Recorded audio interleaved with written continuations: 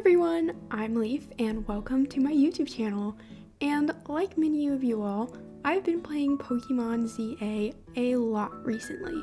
And while it does have its issues, I've been really enjoying it. So I thought, why not draw my OCs as Pokemon trainers? I've never done a style swap challenge before, so I thought it could be fun. And I also just really wanted to draw my OCs.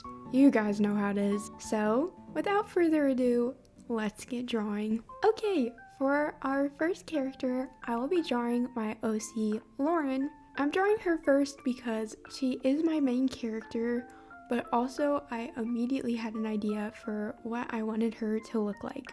For her pose, I wanted it to be very strong and confident because that's the vibe Lauren gives off, but I also wanted it to be very dynamic because I don't like to draw boring drawings, and also I feel like the Pokemon style is just flowy in general, and since I am trying to emulate it, I decided to try and pick a Pokemon-esque pose, if you know what I'm saying. But I didn't just want to draw them as trainers, I also wanted to draw their partner Pokemon. So if you can't tell, for Lauren's, I chose Absol and Cerulege, which my sister told me about because while I have been playing Pokemon, I am not like the biggest Pokemon fan, and I haven't played it in a while until this game, so my sister helped me pick out their Pokemon. So I did not know Cerulege existed before this drawing, but they are super cool. So I think they fit Lauren perfectly, and I'm really glad she helped me out with that. Oh my gosh, it is so windy outside. It looks like there's about to be a freaking tornado. I hope y'all can't hear that in the background, but if my voiceover is a bit noisier than usual, just know that my house is about to blow away. But anyway, for Lauren's hair, as you can see, I wanted it to be very puffy, if that's the right word. Pokemon always has such good shape language, so I wanted to really emphasize the different shapes in her design. Like, I made sure to make the hoodie sleeves and collar very chunky. You just gotta really put everything up to the 1000 for Pokemon. Nothing is subtle, as I found out. So in that same wavelength, I made her zipper super chunky. So with the whole shape language thing, usually they have like one element in the design that is their like main focus. For Lauren's, I chose to emphasize the zipper and the zipper on her top as well, and I continued that triangular shape language with the bottom of her shoes, just trying to make the design be fully cohesive. Surprisingly, the hardest part of these drawings for me was the Pokemon. I bet you guys can count the amount of times I've drawn an animal on this channel on one hand. I am not the greatest when it comes to drawing animals, so even though I was just copying the Pokemon, it was really tough for me, especially this Absol. I cannot rack my brain around quadruped animals. It's really tough, so please forgive the anatomy on that Absol. I know it's bad. I don't understand how their legs work. So I definitely need to practice that in the future. That is definitely something I've learned from this piece. But Cerulege's drawing process went by a lot smoother since it's one of them human Pokemon that is weird when you think about it too much, but easier for me to draw. And I really liked his sword hands. That's just really cool. I haven't seen that many times before, so I enjoyed drawing those along with his massive chunky legs. I don't know, for some reason I just think it's really cute and it was really fun to draw. But now we are on to the line art, which is something I haven't done in forever. You guys know me, I am a digital painter, which means I never do the line art. And this sketch is already cleaner than what I usually come up with.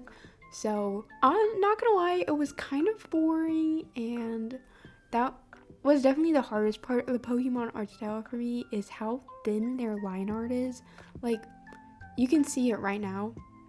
this line art, I end up thinning up with my liquify tool later because it was still too thick. Anyway, this line art took way longer than it should have, but that is entirely my problem because I never do it. If I did line art more, I'm sure it would have gone faster, but I was going as fast as I could. I'm not the best at being clean, so I had to redo every line like about 500 times, but yeah, that's a me problem. I couldn't tell what type of brush the artist used for the official art, so I just went with my normal brush, but I set my stabilization on like 100. I have shaky hands, guys. I was not built for this. But we persevere, and I got through it in the end, even if I struggled, and that's all that matters.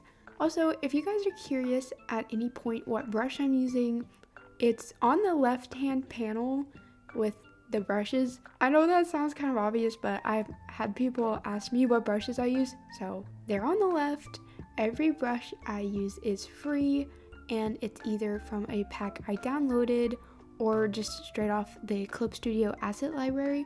This brush, which I use for almost everything, is just free with the program, so I don't use fancy brushes, guys. I just make do. Clip Studio does have pen brushes, which I probably should have been using for the line art, but I just went with my trusty round mixing paintbrush. It looks fine, so I don't really have a problem with it. But that is enough about the line art. Let's get on to the more fun part, the coloring. Y'all know I usually cut out my base colors because, I mean, y'all know how to color, right? So I usually just skip it, but since these drawings were a lot more simple, I decided to leave it in. It looks pretty satisfying, so I don't mind. For the colors, I noticed Pokemon uses a lot more desaturated colors than I thought. I always thought they used super bright ones, but they're mostly on the grayer side, so I made sure to not make my colors too bright and also not too dark. They do use black line art, but most of their colors don't get that dark, so I wanted to keep that in mind. For Lauren's color scheme, obviously, to mimic her purple jacket she normally has, I made her hoodie purple, but instead of making the hood purple as well, I made it gray because in one of her older designs, she had a purple hoodie with a gray hood, so it's kind of a callback, I guess. I also just think the hoodie being two different colors adds some nice contrast, and it helps bring that silver in more that I also used for her shoes. Now, I jumped around a little bit because I really wanted to get this style nailed down, so instead of coloring in the Pokemon, I started shading Lauren. I noticed for the shadows, I believe Pokemon just uses a multiply layer with a gray color, so that's what I did. I also realized I had a couple areas that I had forgot to color in, like her Megastone, which I made her necklace. I thought it fit.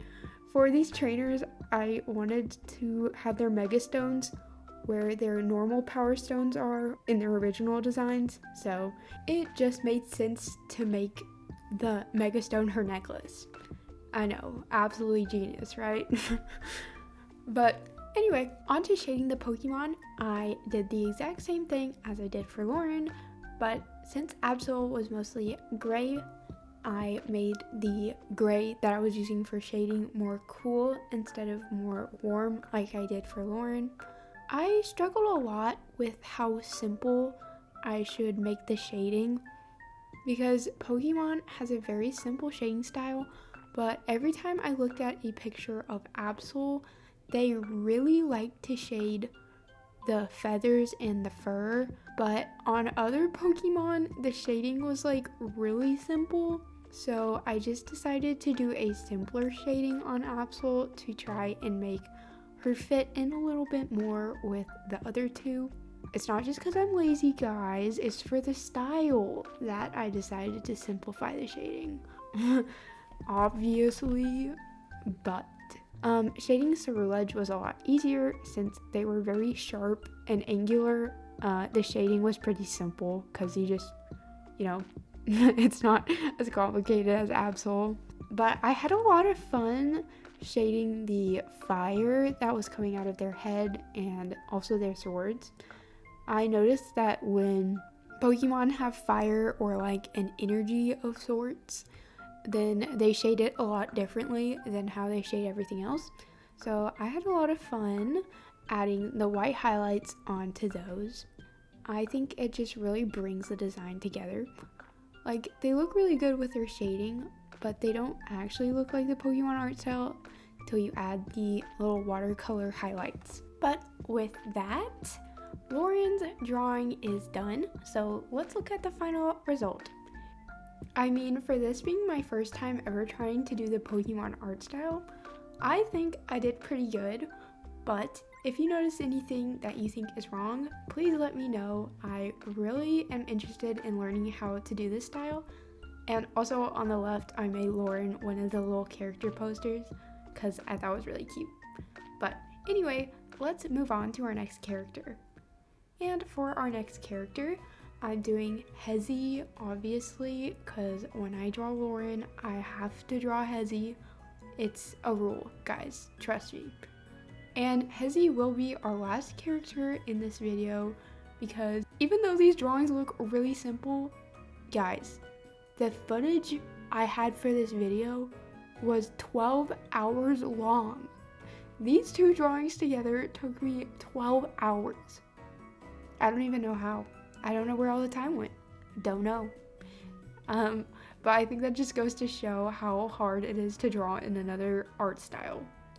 Especially one that is pretty different from your own, but it was a good challenge. I really enjoyed all 12 hours, but it also didn't help that I chose a really interesting pose for Hezi.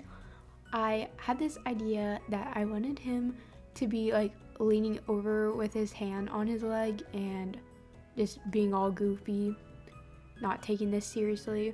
So that's what I did, but it did add a significant time to my drawing. I know it looks like I get everything first try, but that is because I have to cut stuff out. So just know there was a lot of trial and error to get this far.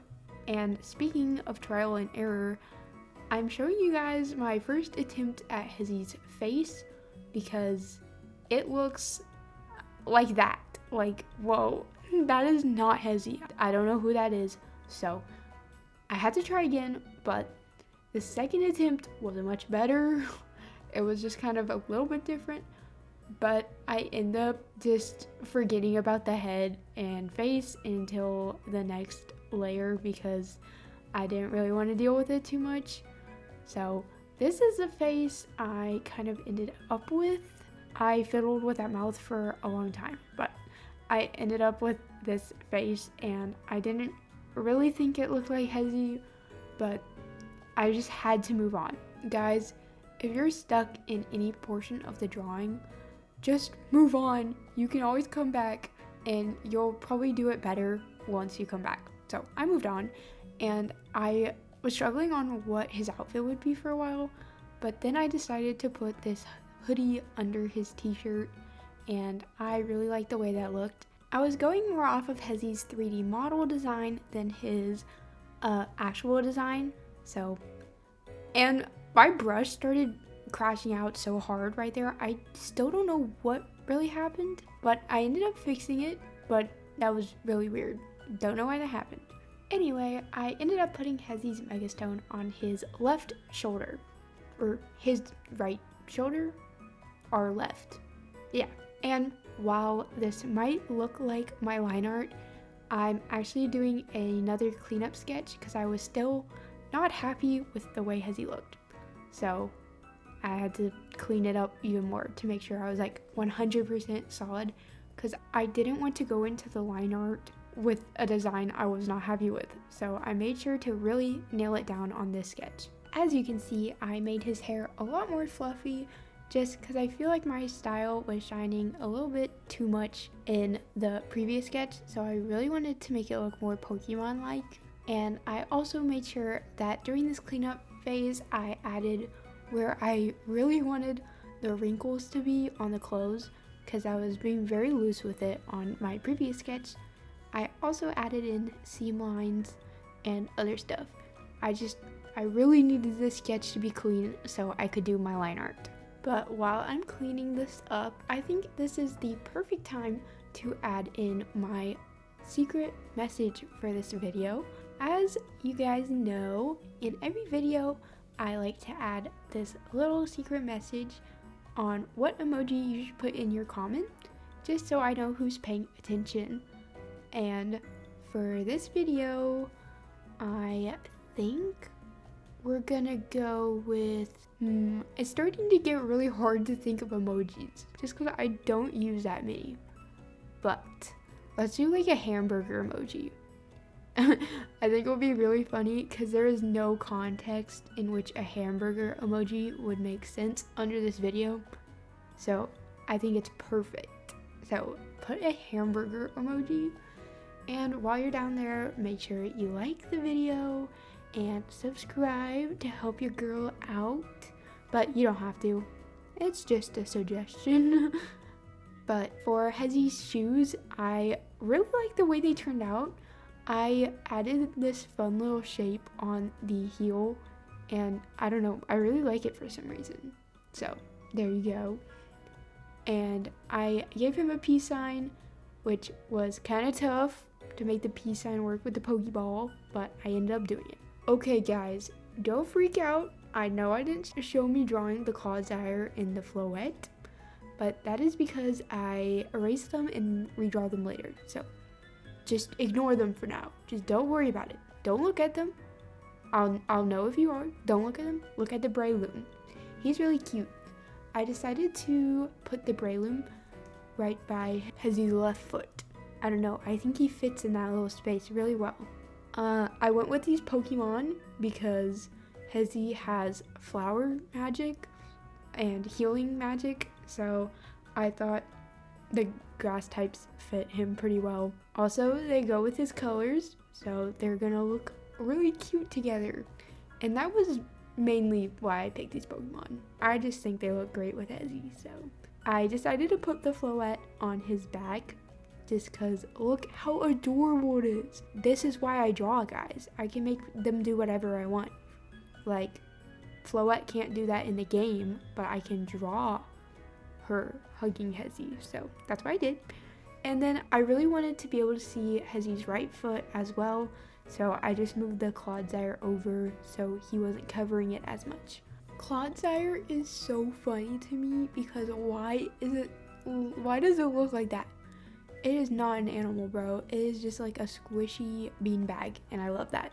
But anyway, time for the coloring. And I was having a bit of a struggle on what Hezi's skin color should be because, like I said earlier, Pokemon tends to make their colors very desaturated, and when I draw Hezi, his skin is like very bright orange. It doesn't look like that, but it is just a bright orange, so I had to tone it down quite a bit to get this darker desaturated brown. And at first I wanted to color his hood red to match his cape that he normally has, but then I decided to just go with the colors on his 3D model instead, which I really like. I like these colors for Hezi. I think they look very good with his skin color and his hair, so I don't mind. I gave Hezi some nice little cargo shorts with this undershort. I don't really know what that is, but I feel like I've seen designs like that before, so I went with it. And of course I made his brooch green, just like his power stones, and I put the little mega stone in the middle. And then I decided to draw the cuffs of the sleeve and the hem of the shirt just this light gray color because I thought it looked nice. And then I colored in the shoes, and that was it. And onto the shading. The shading process was very similar to Lauren's, where it was just very simple. I really like that about the Pokemon art style. Their shading is very, very simple. Honestly, it was really hard to decide where to put the shadows, just because I normally put shading literally everywhere. So trying to simplify it down into just simple shapes was really hard for me, so it took me quite a while. I noticed all of their shading was very textured, unlike their line art and their colors, so I made sure to use a very textured brush. For all the shading in these drawings, I used the Froggy pencil, which is really cute, and it was free on the Clip Studio Asset Library. I downloaded it so long ago, and I used to use it all the time, but I don't really use it anymore, so it was nice having a new use case for it. I've kind of missed it, but it doesn't really go with my art style, so I've had to ditch it, but that's okay. I noticed when they have like a pattern on something in Pokemon, a lot of the times they don't have line art around it. So for Hezi's scars, I just put them there. I didn't line them. I think that was the right choice, but it was really hard to tell whether or not I should line them. Anyway, I added a little bit more shading to his hair and his face just because I felt like there wasn't enough there. And then I shaded his pin or brooch, and I noticed for metal they added a lot more highlights and shading, which makes sense, so I made sure to add that in as well. And I forgot his freckles, which is a serious problem, so I had to add them back in. And then I was just on to shading the Pokemon. Clodseire's shading was super simple because he's just kind of a blob, but I did forget to add one of his spots in, so I made sure to do that.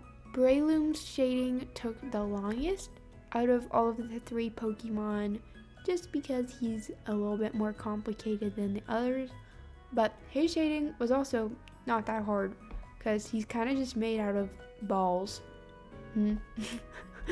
All of his shapes are very round, so it's very obvious where to add the shading, so I didn't struggle too much with it. But it did take me a little longer than the other 2. I noticed that Breloom had a lot more highlights than the other 2 Pokemon, so I made sure to add a lot of highlights for him, like on his claws and on his legs and stuff. It could have just been because his art was made in a different generation than the others, but he looked like he was a bit shinier than the other 2, so I wanted to get that right. Floette's shading took me no time at all, just because she's really tiny and she didn't have much shading, so it was a nice break, really simple stuff. I really like the way she turned out. She's so cute. But here's the finished drawing. I think it turned out awesome. I love the way it ended up. I just think it's so adorable. And with that, guys, that is the end of the video. I really hope you enjoyed. I had a lot of fun making this. I was originally going to draw all 4 of my main characters, but that was very ambitious to say the least. So if you would like me to draw some of my other characters as Pokemon trainers or as any other video game characters, let me know. And with that, everyone, thank you so much for watching. I am so happy you made it this far, and I'm really glad you enjoyed it, because you probably did if you watched all this. But I will see you guys next week. Thank you guys so much. Bye bye.